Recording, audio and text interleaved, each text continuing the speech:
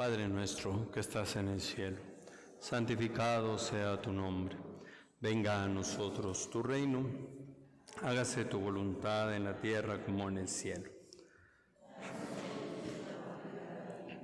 Perdona nuestras ofensas, como también nosotros perdonamos a los que nos ofenden. No nos dejes caer en la tentación y líbranos del mal. Gloria al Padre, y al Hijo, y al Espíritu Santo, principio, ahora y siempre, por los siglos de los siglos. Amén.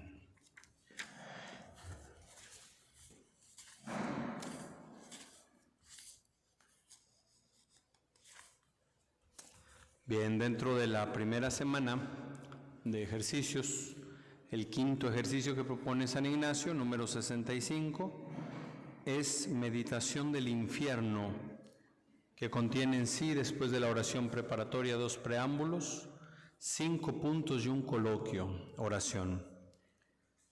La oración, la misma, recordamos lo que ya nos había enseñado San Ignacio, pedir la gracia a Dios nuestro Señor para que todas mis intenciones, acciones y operaciones sean puramente ordenadas en servicio y alabanza de su divina majestad. Amén. El primer preámbulo habla de la composición del lugar y es con la vista, de la imaginación, ver lo largo, ancho y profundo del infierno. Y de hecho los puntos que propone él para meditación son puntos, por decirlo así, sensibles a través de los sentidos. El segundo punto es segundo preámbulo, demandar lo que quiero. Será aquí pedir interno sentimiento de pena, de la pena que padecen los dañados, los condenados, para que si del amor del Señor eterno me olvidare por mis faltas, a lo menos del temor de las penas me ayude a no venir en pecado.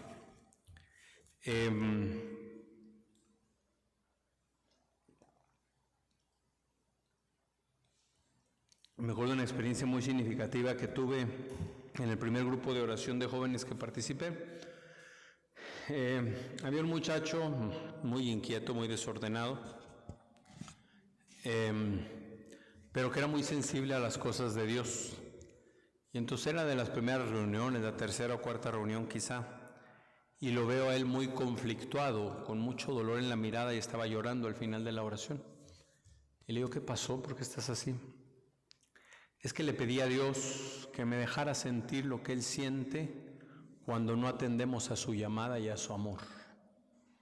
¿Y qué se siente? Y volvió a llorar este muchacho. No lo puedo decir. Bueno, San Ignacio nos propone que le pidamos a Dios que nos deje sentir el dolor de los condenados en el infierno. Está grande la propuesta de San Ignacio. Para que si el amor de Dios no me ha traído a la conversión, entonces el miedo al infierno lo haga. Hay 2 tipos de contrición. Contrición perfecta es dolor de los pecados por amor a Dios. Esta me puede obtener el perdón de los pecados, aunque no tuviera yo la gracia del sacramento de la reconciliación.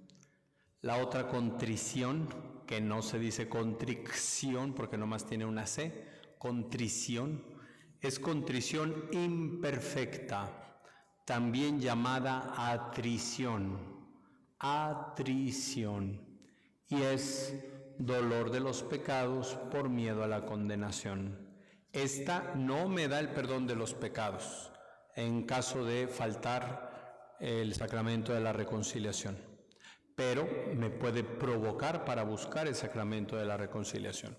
Entonces tampoco es mala. Yo no sé si ustedes han oído de repente el ambiente de iglesia. Es que la iglesia ya no se la puede pasar promoviendo el miedo al infierno. Y yo les pregunto, en la misa donde vayan normalmente los domingos, ¿cuántas veces han escuchado hablar del infierno propiamente dicho? De hecho es como de los grandes ausentes en la predicación. Ahora, hablar o no hablar del infierno en el tiempo actual. Si yo voy en una carretera manejando y me dice, tenga precaución, camino sinuoso los próximos 10 kilómetros, ¿me debo de ofender por esa advertencia? No. ¿Por qué se ha dado esa advertencia? Por mi bien. ¿Qué pasaría si está el camino sinuoso, hay barrancos, hay un tramo en construcción y no me advierten? ¿Qué pasa conmigo? Estoy en un riesgo peor y lo más seguro es que me vaya mal. Advertir la verdad no es amenazar ni es ofender. De hecho, es de los más grandes actos de amor. Llega una pareja: padre, venimos a que nos dé permiso para comulgar. Chiron. No viene en el derecho canónico esa figura de permiso para comulgar. Una pareja en adulterio, juntos hace muchos años. ¿Qué estaban pidiendo? Permiso para pecar. Déjame pecar y seguir comulgando, ¿no? Es que no puedo, no tengo esa potestad. Ni yo, ni el obispo, ni el papa tienen potestad de permitir el pecado a nadie, ni el papa, a nadie. Y le digo a esta persona: no puedo. No es que no quiera, es que no puedo. Y le leí varios textos bíblicos, entre ellos en 1 Corintios 11, el que come el cuerpo de Cristo indignamente o bebe la sangre de Cristo indignamente, come y bebe su propia condenación. Le dije: discúlpame, pero yo no puedo ni quiero ser cómplice de la condenación de nadie. Si yo te autorizara a comulgar en pecado, estaría alcahueteando eso y no se puede. Ahora fíjense lo duro que dice la palabra: come y bebe su propia condena. Está hablando de la condenación eterna. Nunca es algo bueno, nunca es algo digno, nunca es algo lícito. Otro texto buenísimo, Eclesiástico 15, del 11 al 20, lo voy a leer todo. No digas me he desviado por culpa del Señor, porque Él no hace lo que detesta. No digas Él me ha extraviado, porque Él no tiene necesidad del pecador. El Señor detesta toda maldad, y los que le temen también la aborrecen. Al principio el Señor creó al hombre y lo dejó a su propio albedrío. Si quieres, guardarás los mandamientos y permanecerás fiel a su voluntad. Alarga tu mano y toma lo que quieras. Él te ha puesto delante fuego y agua. Alarga tu mano y toma lo que quieras. Ante los hombres está la vida y la muerte. A cada uno se le dará lo que prefiera. Qué grande es la sabiduría del Señor. Tiene un gran poder y todo lo ve. Pone su mirada en los que le temen. Conoce todas las obras del hombre. Atención. A nadie obligó a ser impío, malvado. A nadie dio permiso para pecar. No existe el permiso para pecar. La misma Biblia enseña que Dios dará a cada uno según sus obras. Y aunque la salvación no nos viene de las obras, sino de la gracia, tampoco puede acontecer sin las obras. La salvación no viene de ustedes, sino que es don de Dios. Tampoco viene de las obras para que nadie se gloríe, dice San Pablo a los Efesios. Ustedes han sido salvados gratuitamente mediante la fe. Pero carta a Santiago dice: muéstrame tu fe sin obras y yo a través de mis obras te demostraré mi fe, porque la fe sin obras está muerta. Dirá el Apocalipsis: dichosos los que mueren si han muerto en el Señor, sus obras los acompañan. El principio de la salvación no son mis obras, es la gracia, pero la contundencia de esta salvación no se puede dar sin obras. Lutero quería decir eso: sin obras, pura fe. ¿Por qué? Porque el mismo perverso decía: fornica 1000 veces en un día, 1000 veces cree y salvo serás. Falso. La fe sin obras está muerta. Entonces Dios dará a cada uno según sus obras. Significa que en el juicio cada una de nuestras obras tendrá consecuencias. Si mis malas obras las puse bajo la misericordia de Dios, reconociendo que fue malo, arrepintiéndome, pidiendo el perdón de los pecados, siendo reconciliado, esas obras malas perdonadas glorificarán la misericordia de Dios. Ya no será materia en mi contra. En el juicio final todos conoceremos lo de todos. Aguas con eso. Todos conoceremos lo de todos. Y entonces, cuando mis pecados sean conocidos por todos ustedes en el juicio final, lo que va a brillar es que Dios me los perdonó. Y entonces no va a ser motivo de vergüenza como ahorita, sino motivo de alegría. Pero esas obras fueron pagadas aquí. Por eso es que para mí es fuente de salvación. Aquí viene una cosa interesante, una pregunta que nos hemos planteado. ¿Por qué hay gente que es mala y le va bien? ¿No se lo han planteado alguna vez? Dios conoce lo que es, lo que será y lo que podría ser. Conoce lo que sucederá en el futuro, pero también conoce las otras posibilidades del futuro. Si yo en lugar de haber elegido esto, hubiera elegido esto otro, Dios sabe cómo habría sido el curso de mi vida tras esta otra elección. No porque Él lo provoque, como si estuviera escribiendo un guión de teatro y nosotros fuéramos simplemente títeres, no. Sino porque es Dios, es eterno, es omnisciente, todo lo sabe, todo lo conoce. El demonio no puede conocer el futuro, el Señor sí. Bien. Dios sabe entonces quiénes se van a condenar. No, Dios predestina a unos para ser condenados. Eso viene del protestantismo, del calvinismo, que decía Calvino, hereje, que a unos Dios los elegía para ser salvados y a otros para ser condenados.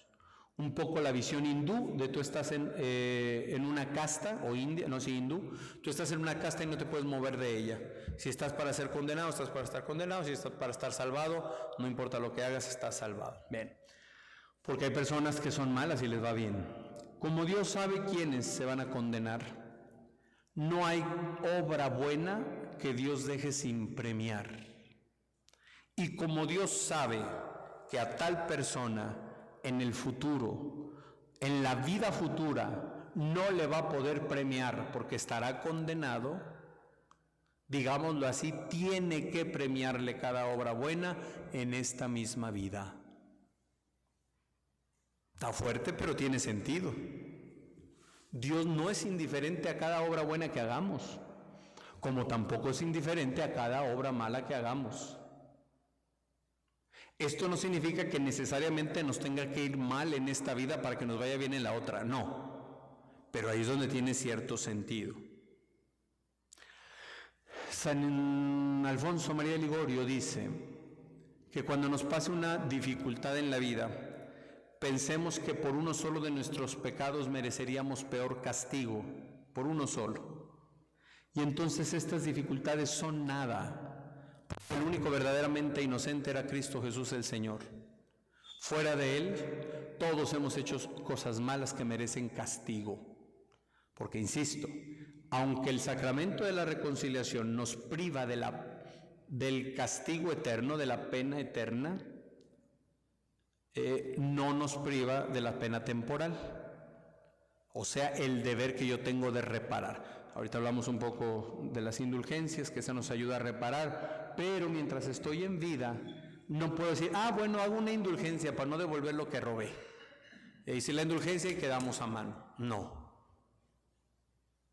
Tengo el deber de reparar todo daño hecho. Bien, vamos a entrar, la meditación es el infierno, al tema del castigo.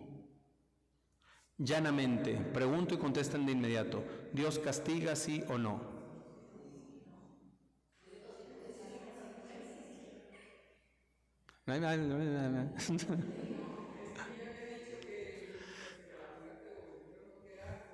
¿Es castigo?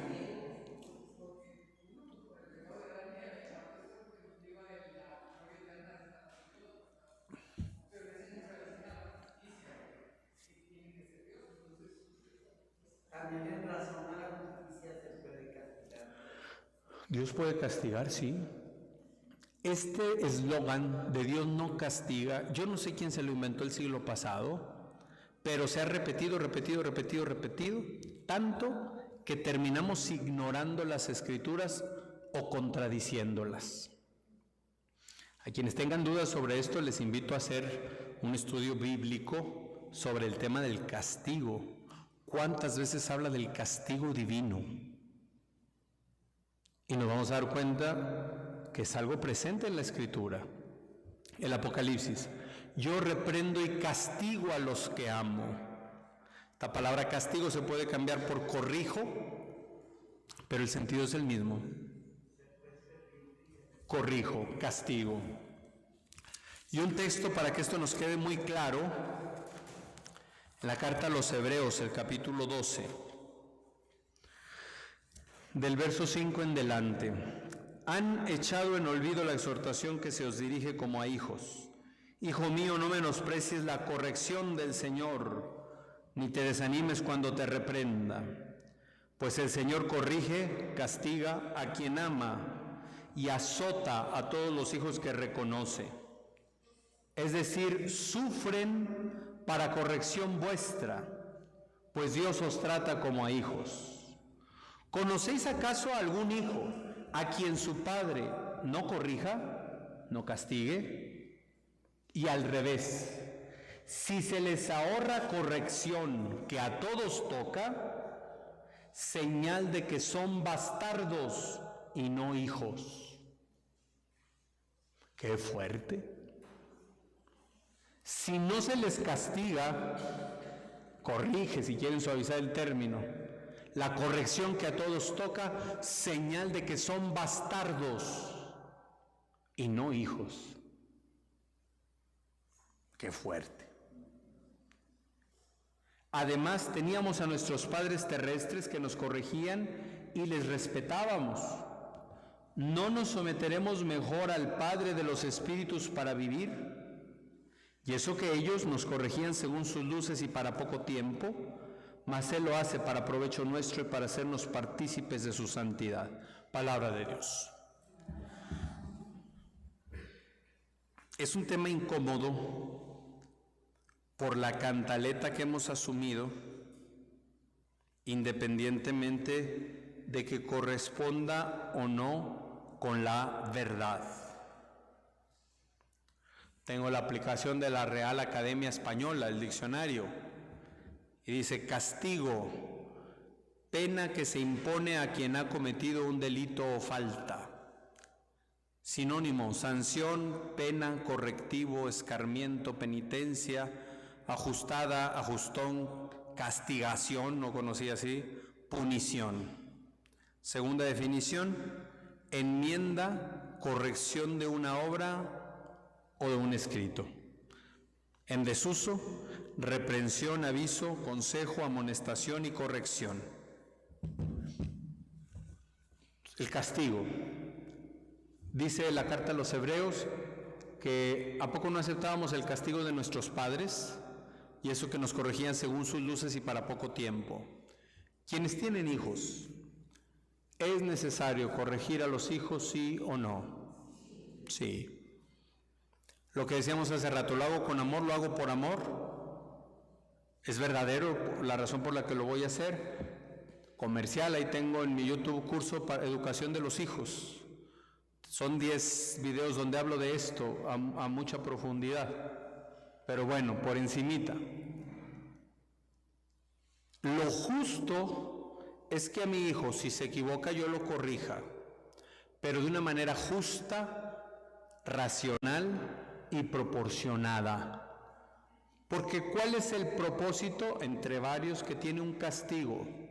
El más inmediato: corregir, formar a mi hijo. Tiene que ser justo, racional, proporcionado, para que cumpla con el propósito educativo. El castigo nunca debe ser porque mis vísceras estaban cargadas y se descargaron. Eso es algo nefasto.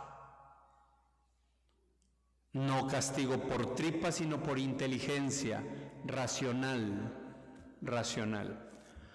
Justo. A ver, hay mamás que luego un hijo comete una falta, rompió algo y los castiga a todos. Eso no es justo. Entonces ahí estoy mal formando o mal ejerciendo mi autoridad en cuanto al castigo. Proporcionado, quebraste una taza, es mi ejemplo de siempre. Ya nunca vas a salir a jugar con tus amigos. ¿Ese es un castigo proporcionado?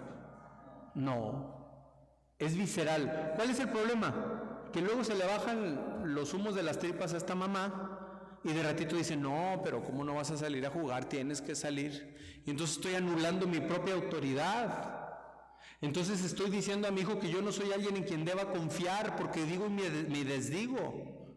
Dije un castigo desproporcionado y luego lo echo para atrás. Por eso debe ser un castigo proporcionado. A ver, hijo, rompiste la taza. ¿Qué debes hacer? Vamos a recoger, si está muy chiquito, vamos a recoger los restos de la taza, le pides perdón a mamá de haberlo hecho. Si es muy chiquito es suficiente.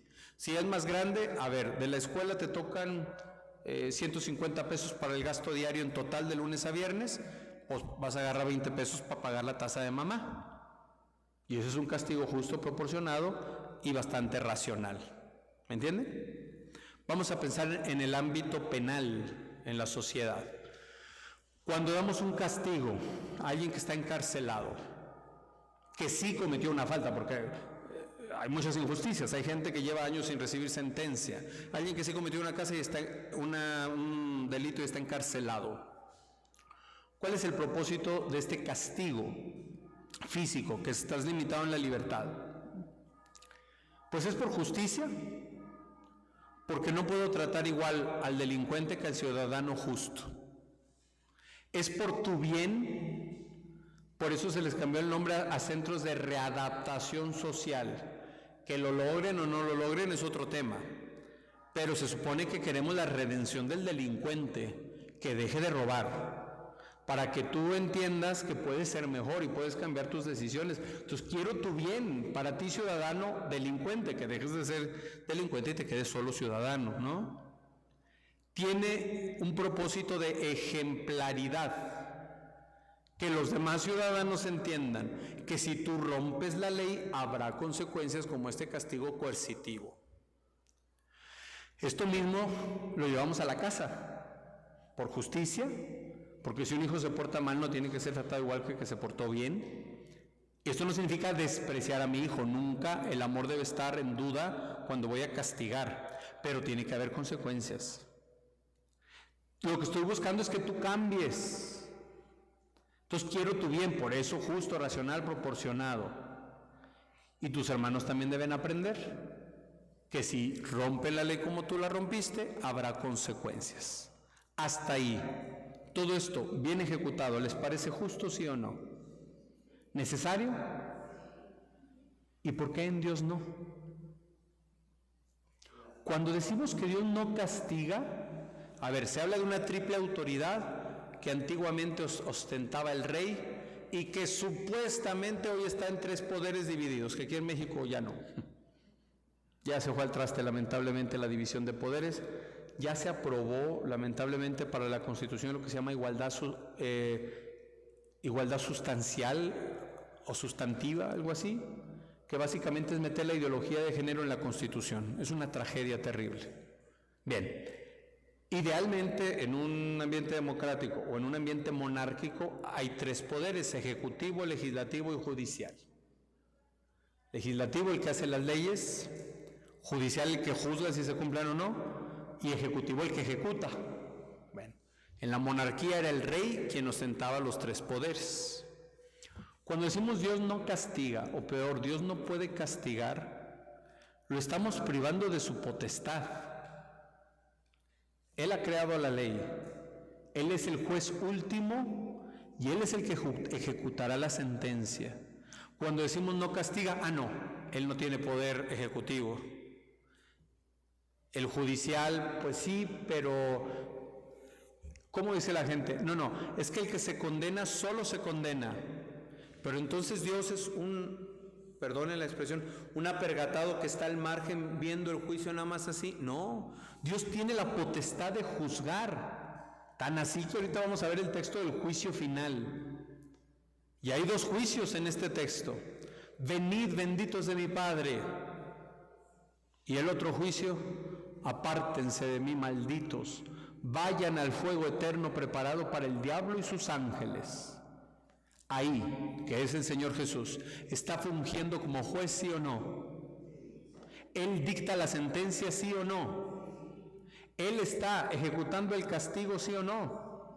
¿Por qué? Porque el mismo Mateo 28:20 dice, toda autoridad, bueno, 28:18 al 20, toda autoridad me ha sido dada en el cielo y en la tierra. Cuando decimos simplemente que Él no castiga, lo estamos privando de la autoridad. Y este no es el verdadero Dios. Ese es un Dios impotente e incapaz, que no es el verdadero Dios.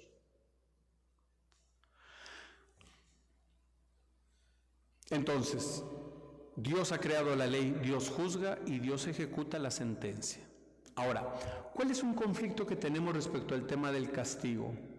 Que hemos tenido una mala experiencia, o al recibir un castigo de parte de nuestros papás, de parte del líder o jefe en el trabajo, o que nosotros mismos hemos sido injustos al aplicar un castigo a nuestros hijos, por ejemplo. ¿Por qué? Porque en nuestra pobreza somos muy viscerales y tendemos a ser injustos en los castigos. No siempre, y podemos crecer en ello.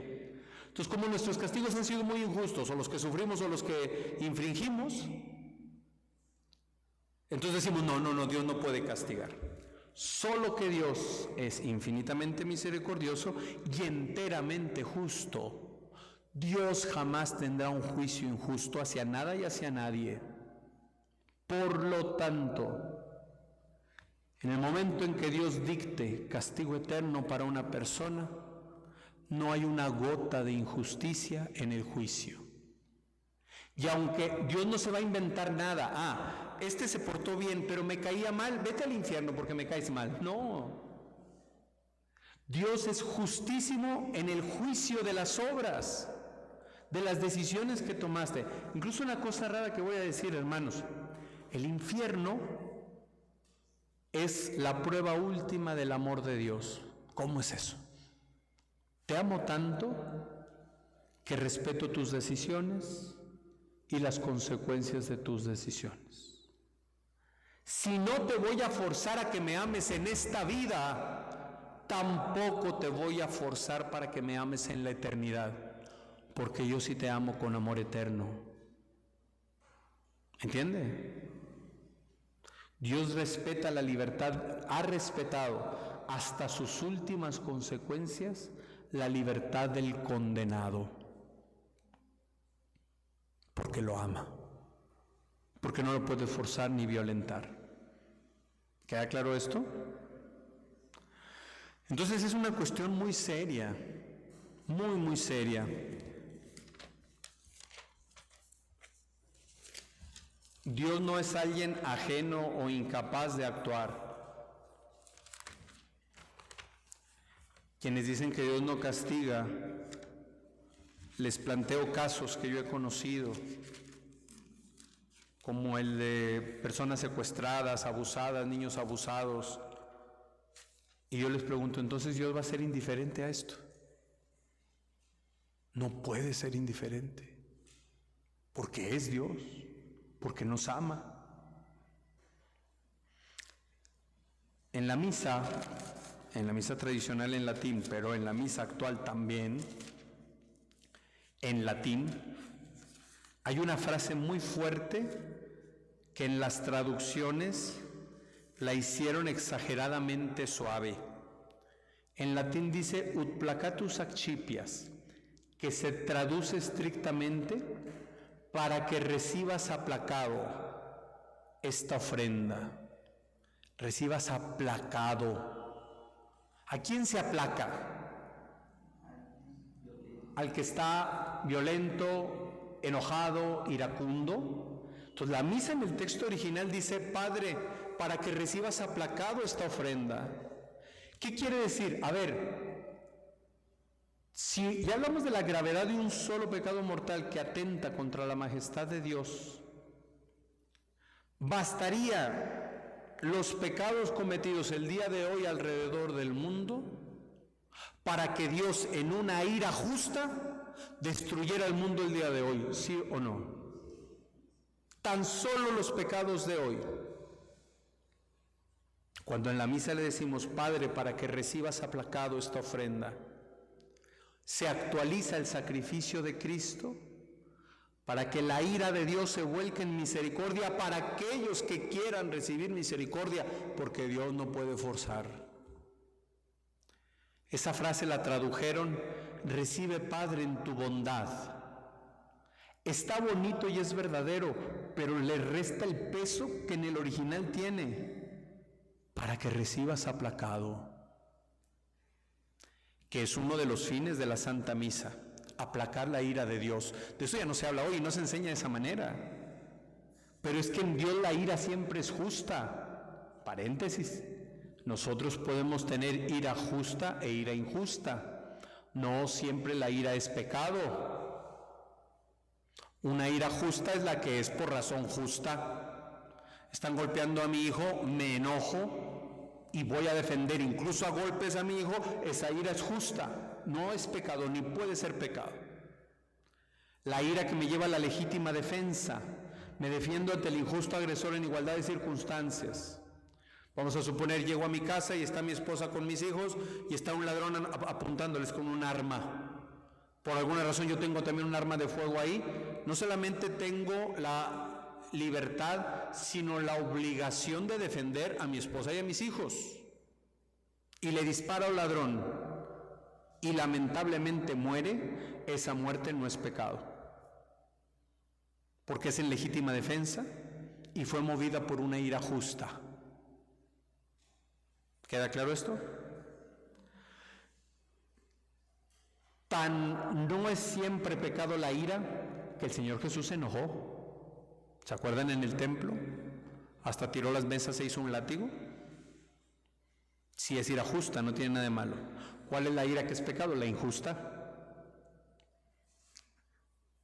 Y le agregaría yo la ridícula y desproporcionada. Ya armé mi show por una cosa sin sentido, dañé a mis hijos o a mi esposo o mi esposa con palabras. Eso claro que puede ser pecado.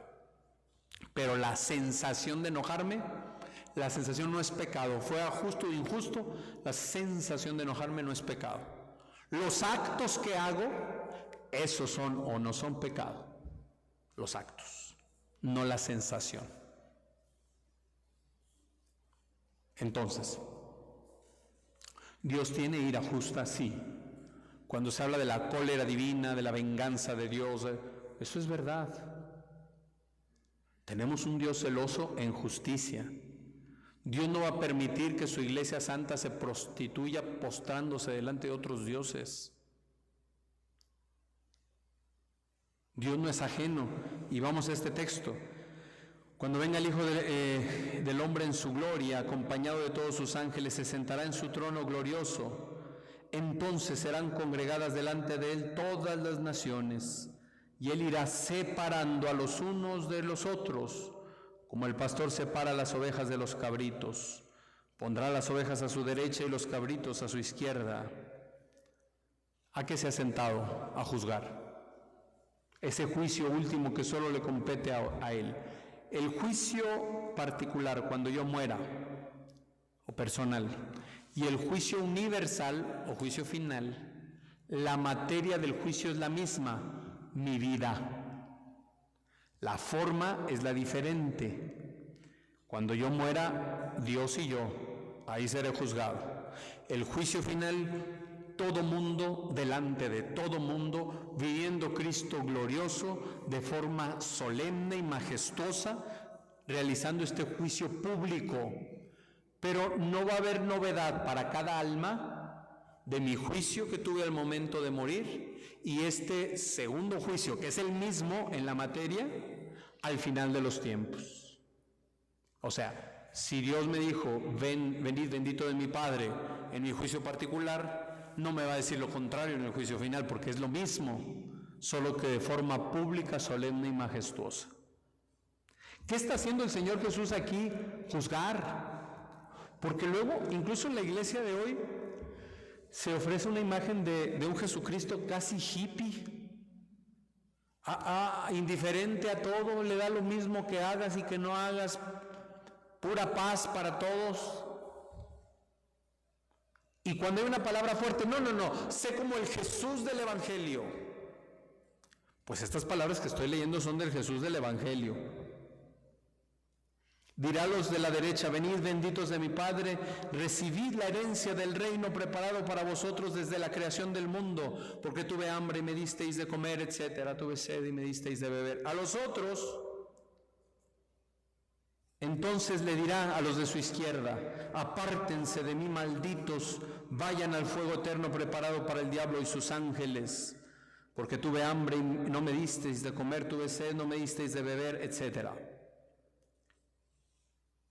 Y le dirán: ¿cuándo, Señor, te vimos y no lo hicimos? Y Él les responderá: os aseguro que cuando dejasteis de hacer con uno de estos más pequeños, también conmigo lo dejaste de hacer. E irán estos a un castigo eterno y los justos a una vida eterna. Esto lo dice el buen Jesús.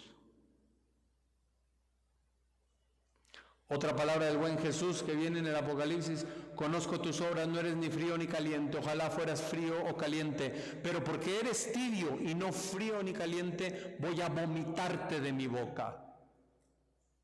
Palabras del buen Jesús. ¿Entienden? Hay una frase de San Pablo muy fuerte que dice: de Dios nadie se burla.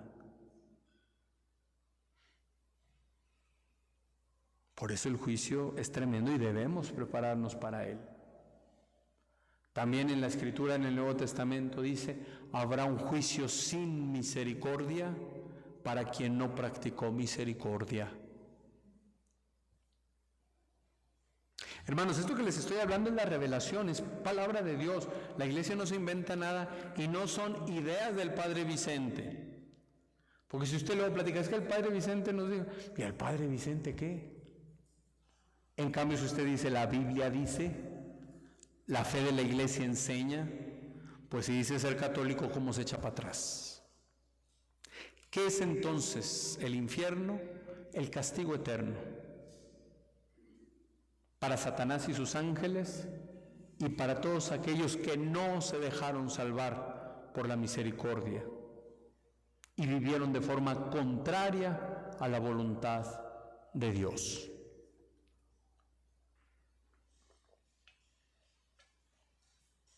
Por eso hay que, por amor, empezar a cumplir la ley más pequeña, porque el que es fiel en lo poco es fiel en lo mucho.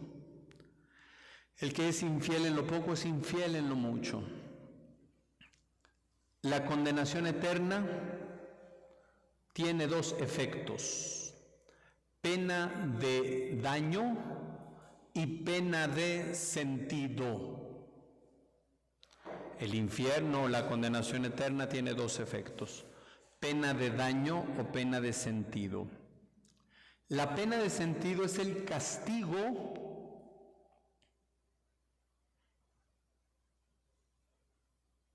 doloroso, aterrador, que los demonios y las almas condenadas sufrirán por toda la eternidad. Esto es un poco lo que nos platica San Ignacio en el ejercicio sobre el infierno. Punto 66.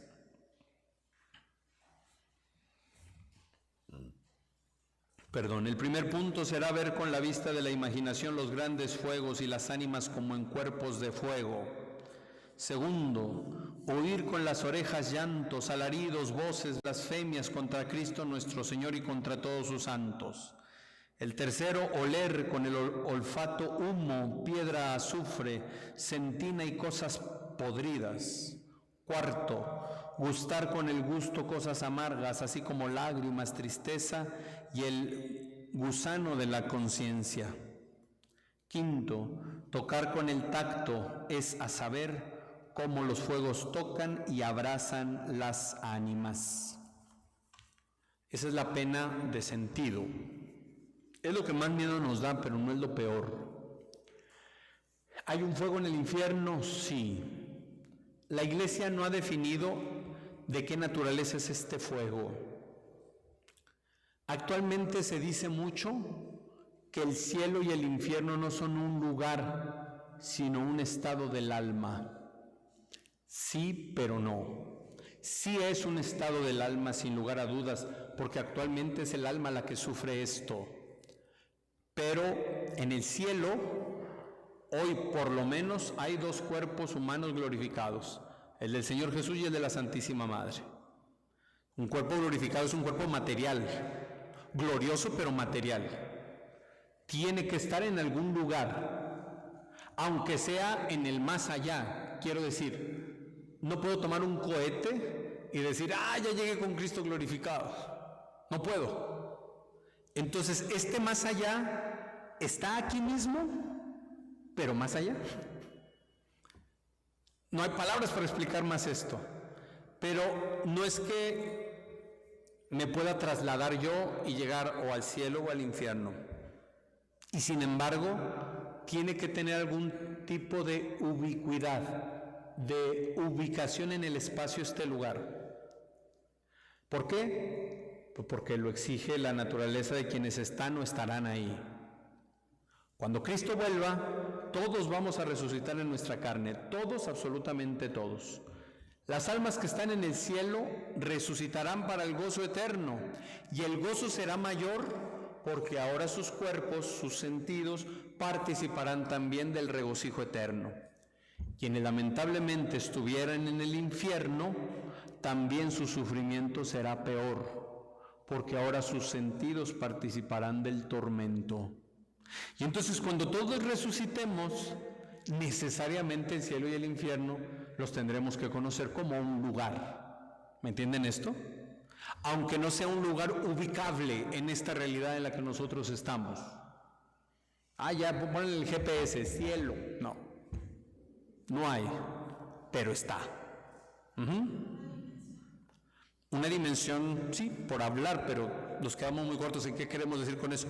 Por eso digo aquí, pero más allá. Pero algo así. Entonces la pena de sentido es el tormento que sufrirán las almas por toda la eternidad junto con los demonios. Insisto, el demonio no es el rey del infierno, es el más pérfido de los condenados. El demonio sufre en el infierno, sufre terrible, no está a sus anchas. La otra pena, que es la más grave, pena de daño. ¿Y qué significa? El rompimiento definitivo, eterno, irrevocable de la comunión entre Dios y yo. Lo que ya les explicaba, cuando el alma se separa del cuerpo, un alma de alguien que murió en pecado mortal no se arrepintió, en su juicio irá a la condenación eterna. Un instante del juicio donde verá toda su vida desde la luz de Dios y se dará cuenta que la sentencia es justísima y por lo tanto inapelable. Y entonces esa alma por naturaleza se sentirá atraída hacia Dios, pero por la condena, que significa que esta persona rechazó a Dios, al mismo tiempo que se siente atraída, se ve envuelta en un rechazo total a la santidad de Dios. Entonces, como esta contradicción la que implica el mayor daño para la persona.